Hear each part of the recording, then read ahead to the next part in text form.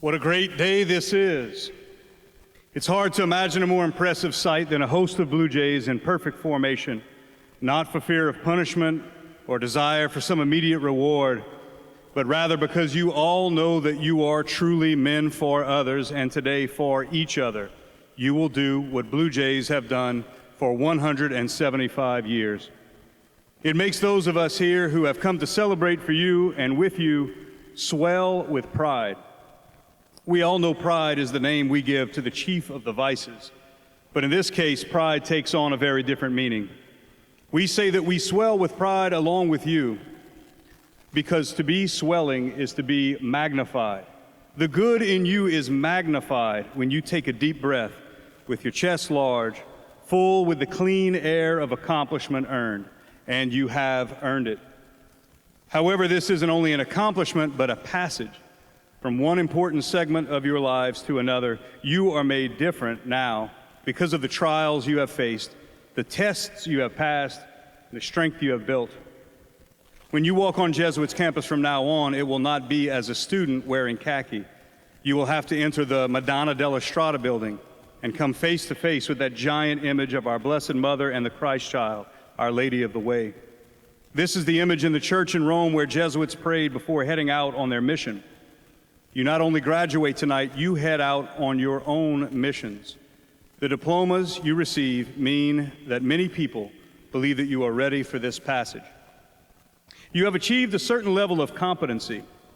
With this knowledge you have acquired, you will never be a toothless tiger or a barking lapdog. You are armed with the tools to effect change in the world. You will build on this as you go on to study at universities near and far, but the foundation is laid well.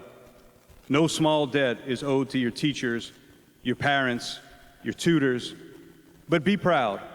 Let your hard work be magnified, because it magnifies the goodness of God, who is the God of truth and clarity.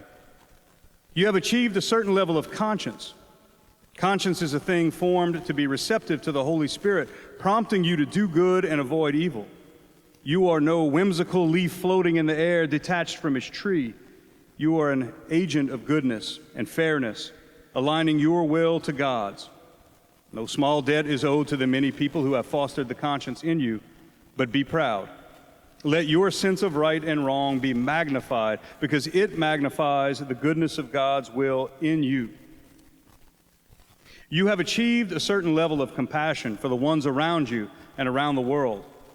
With this compassion, you are, as St. Matthew puts it, poor in spirit, finding kinship with those that Jesus had a special concern for and is counted amongst.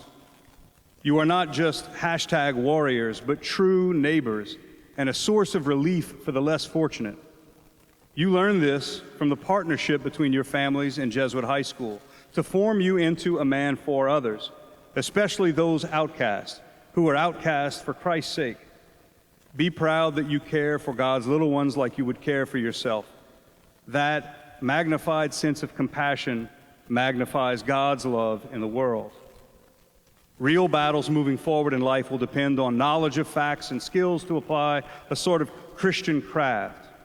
Vitally, it is a battlefield of ideas, of clear thinking, of recognizing the quality of goodness and embracing it, and of recognizing the counterfeit alternative for what a poor imitation it is and rejecting it.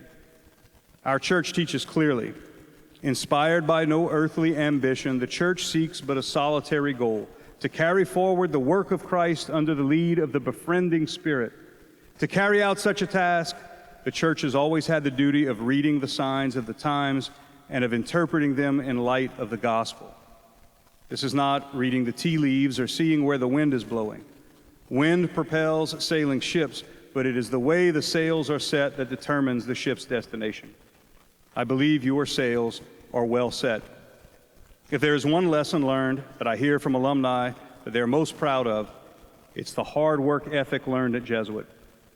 This ethic is a mix of stamina, of which it is evident that you all have, and a proactive passion for understanding. Your teachers, the faculty at Jesuit, might worry from time to time about any number of obstacles to your formation, but the biggest obstacle is always apathy.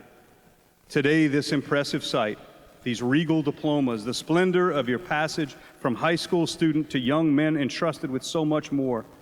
There is no apathy here, only souls magnifying God's greatness in them. This persevering enthusiasm, full of competence, conscience, and compassion, is what marks a Jesuit high school graduate. Your diploma means this. Carry this day forward with you forever. I said that God is magnified in you today because of your accomplishment, and so is God magnified in Jesuit High School, in your families, and in the world. Congratulations, Jesuit High School class of 2022.